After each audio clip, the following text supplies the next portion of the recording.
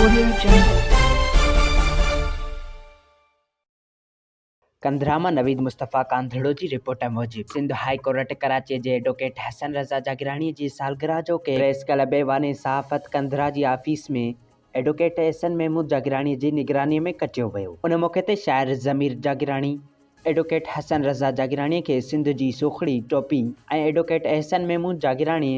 सिंध जी सोखड़ी अजरक ओढ़ायो। अमीर शाहबेग जागरानी के press club ऐवान सहाफ़त कंधरा जे सदर Asif Baloch advocate Ubaidullah मलक के शाइर GM कांधड़ो समाजी अगवान बुढ़ल खान चन्नो के प्रेस क्लब ऐवान सहाफ़त कंधरा जे जनरल सेक्रेटरी कामरेड इनायत जागरानी अगूणी चेयरमैन मेहर अली बिरलो के नौजवान सहाफ़ी अमीर जागरानी एडवोकेट हसनैन रज़ा जागरानी के एडवोकेट एहसन महमूद जागरानी एडवोकेट हसन सुमरो के नौजवान सहाफ़ी ऐं रेडियो नेटवर्क रोहड़ी जे RJ हिज़बुल्लाह गांघरो हमीर अली शाहानी के अब्दुल वहीद जागरानी एडवोकेट मुकेश कुमार के सहाफ़ी Ayatullah Ganghro Kandhra community welfare association Sindh जे मरकज़ी अगवान सदर ऐं डिसेबल इतिहाद ज़िले सखर जे सदर वडेर शाह नवाज़ कांधड़ो के ताहिर सिंधीअ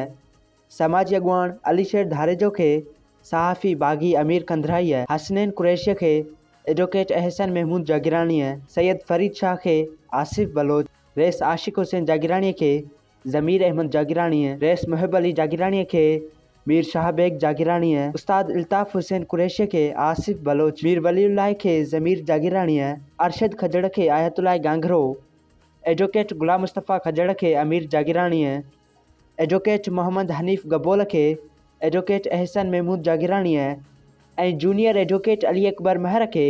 आसिफ बलोच सिंध जी सुखड़ी अजरक ओढ़ाया ऐं एडवोकेट एहसन महमूद जागरानी बुढ़ल खान चन्नू अगुण चेयरमैन मेहर अली बिरलो मीर शाहबेग जागरानी शाइर GM कांधड़ो एडवोकेट हसनैन रज़ा जागरानी ऐं ॿियनि एडवोकेट हसन रज़ा जागरानी जन के गुलन जूं मालाऊं पारायूं। उन मौके ते प्रेस क्लब ऐवान सहाफ़त कंधरा जे सदर आसिफ बलोच आयल महिमाननि खे आजियाणो ॾिनो जॾहिं त एडवोकेट एहसन महमूद जागरानी ऐं ॿियनि केतिरनि ई एडवोकेट हसन रज़ा जागरानी जी ज़िंदगीअ ते रोशनी विधी ऐं खेसि वरी ॼमार लाइ दुआ पिणु कई ऐं आख़िर में सालगिरह जो केक काटियो वियो ऐं एडवोकेट हसन रज़ा जागरानी जे मान में लंच जो बंदोबस्तु कयो वियो। Audio Jungle.